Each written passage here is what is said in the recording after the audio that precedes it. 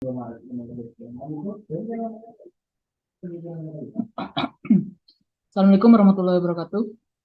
Waalaikumsalam. Waalaikumsalam warahmatullahi wabarakatuh. Kami Waalaikumsalam. dari kelompok 3 akan mendiskusikan tentang konseling komunitas. Pertama-tama, ada yang tahu tidak konseling komunitas itu apa? Konseling Gini, aku komunitas. dapat dari satu artikel ya tentang pengenalan konseling komunitas. Konseling komunitas itu adalah proses konseling yang dilakukan oleh seorang konselor dalam konteks komunitas yang bertujuan untuk meningkatkan kesejahteraan psikologis, sosial, dan emosional anggota komunitas serta memperbaiki hubungan antar individu dalam komunitas tersebut. Tujuannya adalah untuk memperkuat jaringan sosial, meningkatkan resiliensi, dan memfasilitasi perubahan positif dalam lingkungan sosial. Nah, ada juga ruang lingkup konseling komunitas. Ada yang tahu nggak? Aku mau nambahin, dalam ruang lingkup konseling komunitas itu ada beberapa masalah umum yang dihadapi. Biasanya tuh kemiskinan dan ketimpangan ekonomi, yang dimana kesulitan dalam memenuhi kebutuhan dasar, seperti makanan, terus perumahan, dan juga pendidikan. Ada juga dalam komunitas itu juga meliputi kesehatan mental dan emosional, yaitu stigma terhadap gangguan mental, kurangnya akses terhadap pelayanan kesehatan mental dan tekanan psikologi akibat stres dalam hidupnya. Kayaknya ada beberapa lagi deh contohnya. Mungkin dari teman-teman ada yang ingin nambahin atau ada yang tahu. Aku mau nambah ini. Itu ada juga kekerasan dalam rumah tangga dan kejahatan. Kejahatan domestik, kekerasan seksual, dan kekerasan jalanan yang dapat merusak keamanan dan stabilitas dalam komunitas. Terus juga ada kurangnya akses terhadap pendidikan. Jadi kurangnya fasilitas pendidikan yang berkualitas, tingkat putus sekolah yang tinggi, dan kesenjangan dalam akses pendidikan.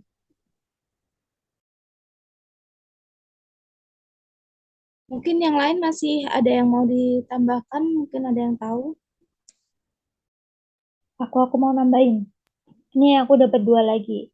Masalahnya tuh ada isolasi sosial dan kurangnya keterlibatan sama masalah lingkungan. Nah, kalau isolasi sosial dan kekurangan keterlibatan ini contohnya tuh kayak kesenjangan sosial, kurangnya dukungan sosial dan juga perasaan terpinggirkan dalam komunitas itu sendiri. Kalau masalah lingkungan itu kayak polusi udara, kerusakan lingkungan, dan kerusakan kesadaran akan keberlanjutan lingkungan. Terus selanjutnya itu aku juga nemu penilaian kebutuhan komunitas. Nah, kalau penilaian kebutuhan komunitas ini merupakan langkah penting dalam konseling komunitas. Tujuannya untuk memahami secara mendalam tantangan, kebutuhan, dan sumber daya yang ada dalam suatu komunitas. Adapun metodenya itu dapat melibatkan survei penduduk, wawancara kelompok, fokus observasi, dan analisis data sekunder. Nah, di sini juga ada beberapa yang perlu kita pertimbangkan dalam penilaian kebutuhan komunitas. Mungkin teman-teman ada yang bisa menambahkan. Aku tahu itu ada kondisi sosial kan ya. Kondisi sosial itu demografinya penduduk, tingkat kepadatan penduduknya, tingkat pendidikan di sana, keberagaman budaya, sama struktur sosial komunitas kan ya. Sama ada lagi kondisi ekonominya. Kondisi ekonominya itu tingkat penganggurannya, tingkat kemiskinan, akses terhadap pekerjaan dan pelatihan, serta berkelanjutannya ekonomi di lokal daerah tersebut. Sama ada juga kondisi kesehatan. Biasanya itu dari akses ke layanan kesehatannya, pola perilaku kesehatan, sama faktor-faktor risiko yang mempengaruhi kesehatan di komunitas. Aku juga kayaknya tahu lagi ada 3 lagi, itu apa ada ya?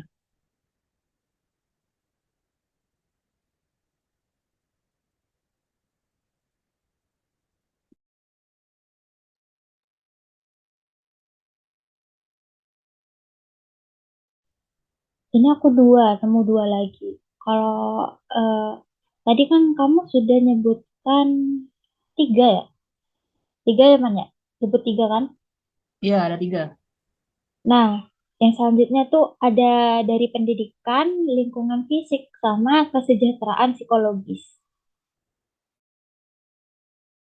Kalau pendidikan itu ketersediaan fasilitas pendidikan. Kalau masalah lingkungan fisiknya itu kayak kualitas udara, tanah dan air, resiko lingkungan dari polusi sama bencana.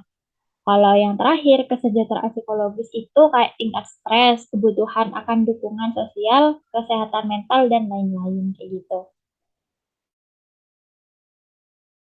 Oke, oke, paham aku dah.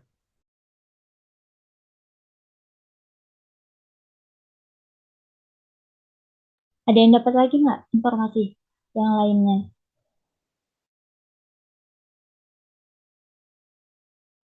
Aku dapat juga nih, salah satunya itu ada desain intervensi konseling komunitas ringkas.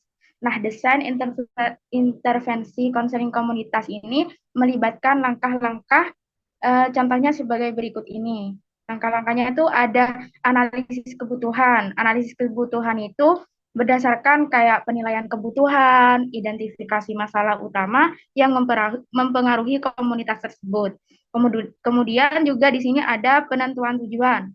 Penentuan tujuan yaitu eh, tujuan terhadap yang spesifik, terukur, mencapai relevan dan waktu yang bertautan untuk intervensi.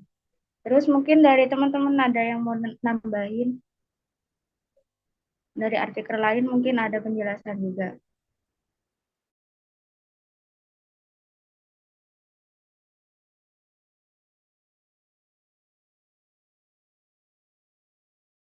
Aku mau menambahi ya. Untuk pemilihan pendekatannya itu, pilih pendekatan yang sesuai seperti pemberdayaan komunitas, pendekatan kognitif, perilaku, atau terapi kelompok. Nah, terus juga untuk pengembangan program, jadi rancangan program yang memadukan strategi konseling dengan sumber daya dan kebutuhan komunitas. Terus juga terkait pelaksanaannya. Jadi terapkan program dengan melibatkan partisipasi aktif komunitas dan fasilitator konseling. Mungkin yang lain ada yang menemukan kembali. Ini aku ada 2 lagi yang mau nambahin ya. Yang pertama itu ada evaluasi. Evaluasi yaitu efektivitas program dengan mengukur pencapaian tujuan, umpan balik dari peserta, dan dampak jangka panjang. Nah, yang terakhir itu revisi dan pengembangan lanjutan, yang yaitu berdasarkan hasil evaluasi sesuai program dan strategi untuk meningkatkan keberhasilan intervensi dan di masa depan. Mungkin dari teman-teman ada yang tahu tentang implementasi program konseling komunitas ringkas dari teman-teman sendiri? Monggo.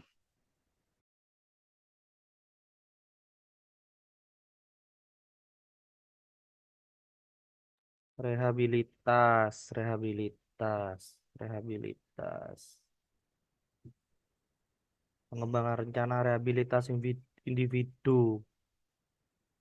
Ini ya, aku mau nambahin pengembangan rencana rehabilitas individu ini tujuan dan prioritasnya itu untuk jangka panjang dan jangka pendek bersama individu serta identifikasi prioritas mereka itu dalam proses rehabilitasi. Intervensinya itu sesuai ya. Pilih intervensi yang sesuai berdasarkan kebutuhan sama tujuan. Itu antara lain termasuk terapi fisik, terapi okupasi, konseling psikologis, dan dukungan sosial. Jadwal sama frekuensinya ini juga ditentukan sendiri, serta perawatan yang akan dilakukan dan pastikan bahwa hal tersebut sesuai dengan kebutuhan dan kesediaan individu. Kalau mendukung sumber dayanya, coba lanjut Mas Dava, saya kurang paham. Baik, saya mau menambah ini ada satu lagi nih implementasi program konseling komunitas ringkas. Nah, yang mau saya jelaskan di sini nih antara ini langkah-langkahnya ya. Langkah-langkah untuk implementasi program konseling komunitas. Yang pertama itu persiapan ya, persiapkan sumber daya dan personil yang diperlukan untuk pelaksana program. Terus ada juga ini komunikasi. Seperti biasa kalau komunikasi ini disosialisasikan program kepada komunitas melalui berbagai saluran komunikasi seperti media sosial, brosur dan lain-lain lah. Lalu yang ketiga ada perekrutan peserta. Ini Kita bisa lakukan identifikasi dan rekrut peserta yang berpotensi sambil memperhatikan kebutuhan dan karakteristik komunitasnya. Lalu kita lanjut ke pelaksanaan. Antara itu lakukan sesi konseling komunitas sesuai dengan jadwal yang telah ditetapkan dengan memperhatikan kebutuhan dan preferensi peserta. Ada pula pemantauan dan evaluasi, pantau progres program secara teratur dan kumpulkan umpan balik peserta atau feedback untuk mengevaluasi efektivitasnya. Bisa juga kita lakukan kolaborasi, jalin kerjasama dengan pihak terkait seperti lembaga pendidikan dan pemerintah daerah. Dan yang terakhir ada penghargaan dan pengakuan apresiasi ini untuk partisipasi PAN dan kontribusi peserta serta tim pelaksana dalam bentuk motivasi dan dukungan.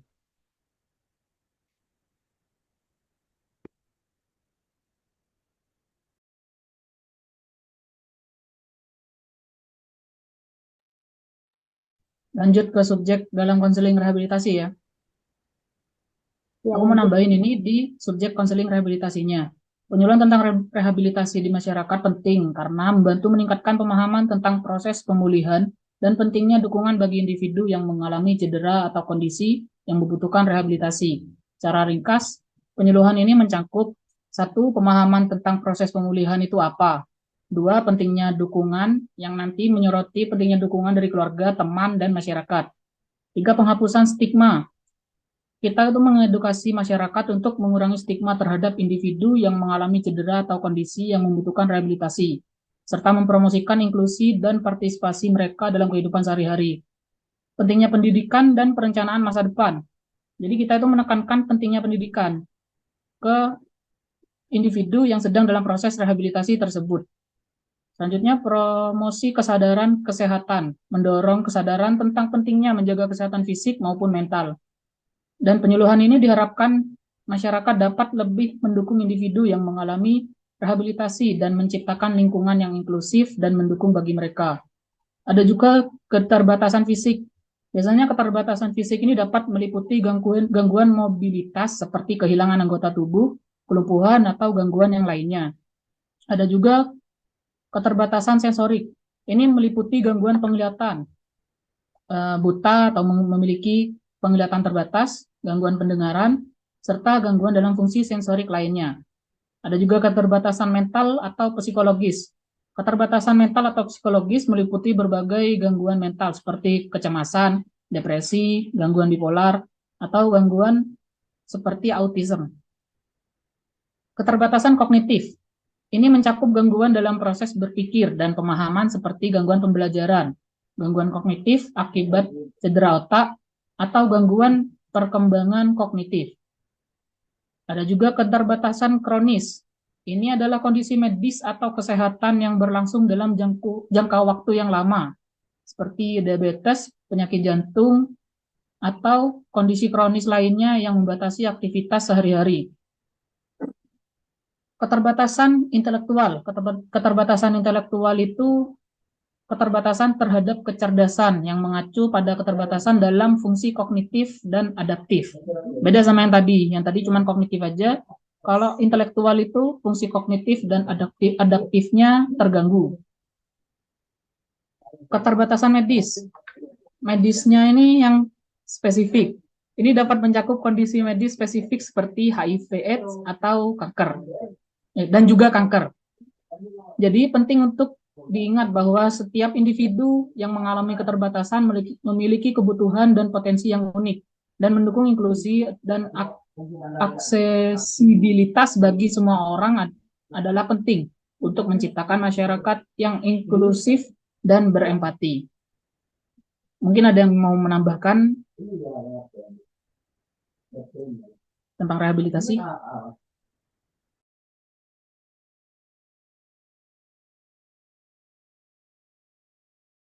Aku mau nambahin.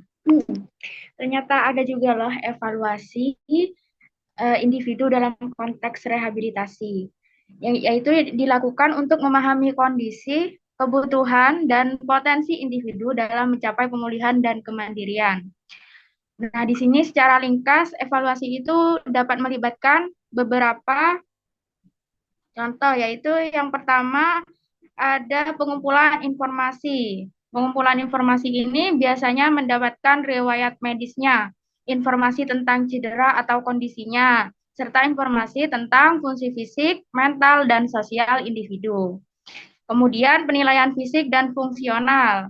Nah, di sini untuk penilaian fisik dan fungsional itu melakukan pemeriksaan fisik dan penilaian terhadap fungsi fisik, termasuk mobilitas, kekuatan, koordinasi, dan keterampilan lain yang diperlukan untuk melakukan aktivitas sehari-hari.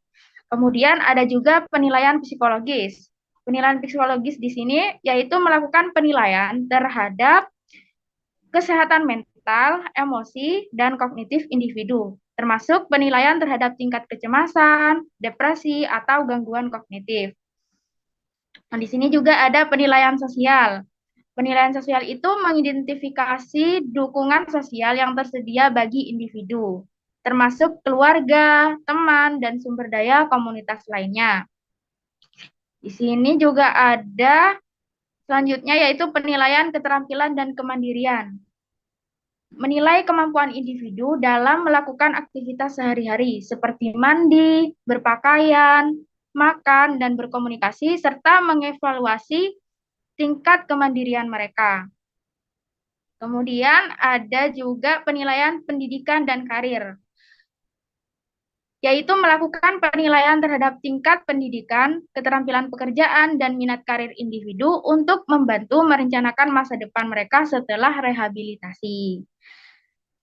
Kemudian penetapan tujuan. Penetapan tujuan yaitu berdasarkan hasil evaluasi tadi, menetapkan tujuan yang realistis dan terukur untuk pemulihan dan kemandirian individu. Yang terakhir yaitu di sini ada evaluasi. Evaluasi ini membantu tim rehabilitasi untuk merancang program rehabilitasi yang sesuai dengan kebutuhan individu dan membantu mereka mencapai tujuan pemulihan mereka. Nah, ternyata di sini juga dijelasin pengembangan rencana rehabilitasi individu, yaitu adalah langkah penting dalam membantu individu mencapai tujuan pemulihan dan kemandirian. Nah, di sini juga ada langkah-langkahnya nih dari teman-teman, mungkin ada yang mau nambahin langkah-langkah dari pengembangan rencana rehabilitasi individu itu sendiri.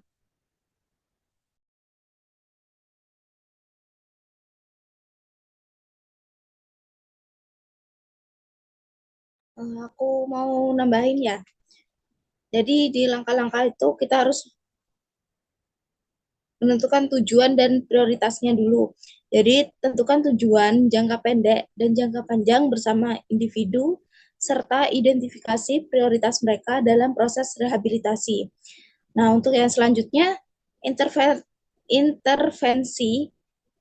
yang sesuai. Jadi pilih intervensi yang sesuai berdasarkan kebutuhan dan tujuan individu, termasuk terapi fisik, terapi okupasi, konseling psikologis, dan dukungan sosial. Nah, untuk selanjutnya, jadwal dan frekuensi. Jadi, tentukan jadwal dan frekuensi intervensi serta perawatan yang akan dilakukan dan pastikan bahwa hal tersebut sesuai dengan kebutuhan dan ketersediaan individu. Untuk selanjutnya, yaitu pendukung dan sumber daya. Jadi, identifikasi sumber daya yang tersedia untuk mendukung rencana rehabilitasi, termasuk tenaga medis, fasilitas kesehatan, dukungan keluarga, dan program komunitas. Untuk selanjutnya mungkin ada yang mau menambahkan?